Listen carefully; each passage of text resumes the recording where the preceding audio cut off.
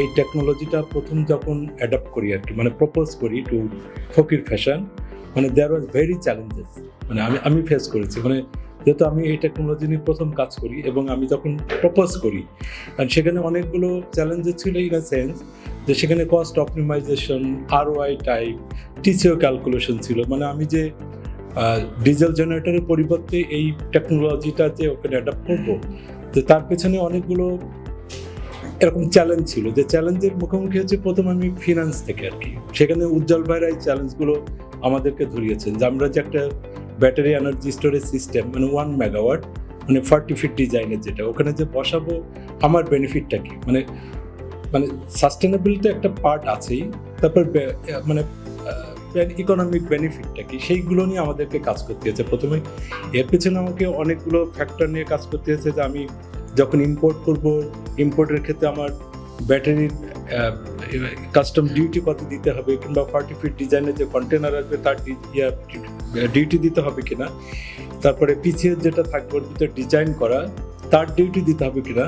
তো এই যে অনেকগুলো ব্যাপার তো আমি এর ভিতরে শুনলাম। এর ভিতরে মনে হয় একটা জিনিস শুনেছি যে কাস্টমসের HS কোড নিয়ে, যে কোডগুলো এখনো হয়তো ওয়েল ডিফাইন্ড না, মানে ইভেন WCO যেটা প্রপোজ করে যে হয়তো বাংলাদেশের কাস্টমসেও হয়তো অনেক ক্ষেত্রে আমি দেখেছি যে HS কোডের আপনার ভ্যারিয়েশন হয় বেশি আর কি। হয়তো মেইন হেডগুলোর বাইরেও যে সাব হেডগুলো থাকে, সেই সাব হেডগুলোতেও অনেকগুলো চ্যালেঞ্জেস আছে বাংলাদেশে, যেটা আমরা হয়তো WCO ফলো করলেও হয়তো বা বাংলাদেশ কাস্টমস কিংবা NBR কে তো আমরা ওইটাকে বোঝাতে অক্ষম হই, এবং কোনো কোনো ক্ষেত্রে হয়তো আমরা ওই চ্যালেঞ্জের ভিতরেই হয়তো আমাদেরকে ফেস করে আসতে হয়।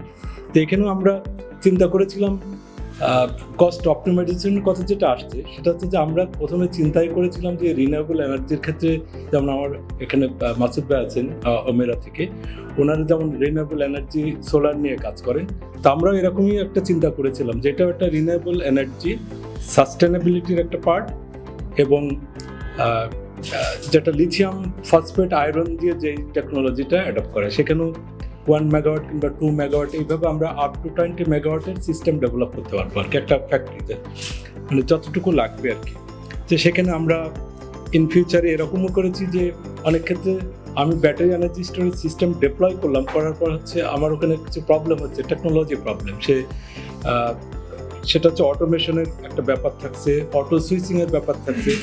সেখানে আমি ফুল ইউটিলাইজেশন যখন হচ্ছে না, তখন আমি ওইটাকে একটা সিনক্রোনাইজেশন প্যানেলে দিয়ে দিচ্ছি।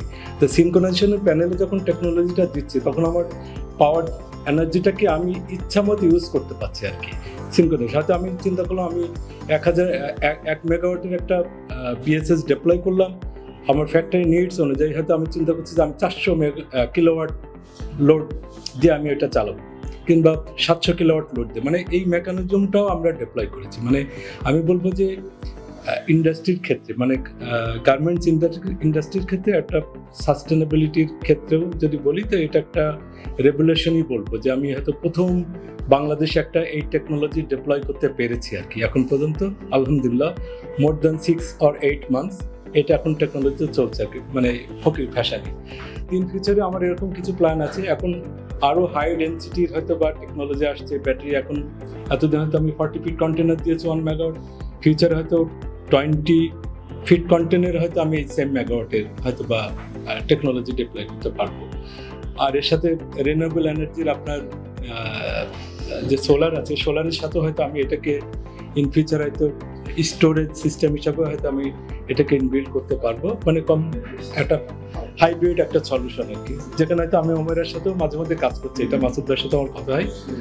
এবং গভর্নমেন্টের একটা পলিসিও আসছে রিসেন্ট, মাসুদ ভাই মনে হয় দেখেছেন, যে যেখানে আপনার সোলার থাকবে সেখানে এটাকে স্টোরেজ করার জন্য একটা সিস্টেম ডেভেলপ করতে হবে। এখন হচ্ছে গভর্নমেন্ট পলিসি, হয়তো সামনে আরও বড় আকারে আমরা পারবো। জাস্ট ওই টেকনোলজি নিয়ে আমি এখন কাজ করছি, যেটা আমি ফকির ফ্যাশনে বসিয়েছি, এবং অনেকগুলো গার্মেন্টসে আমি যাচ্ছি, কথা হচ্ছে, টেকনোলজি বোঝাচ্ছে।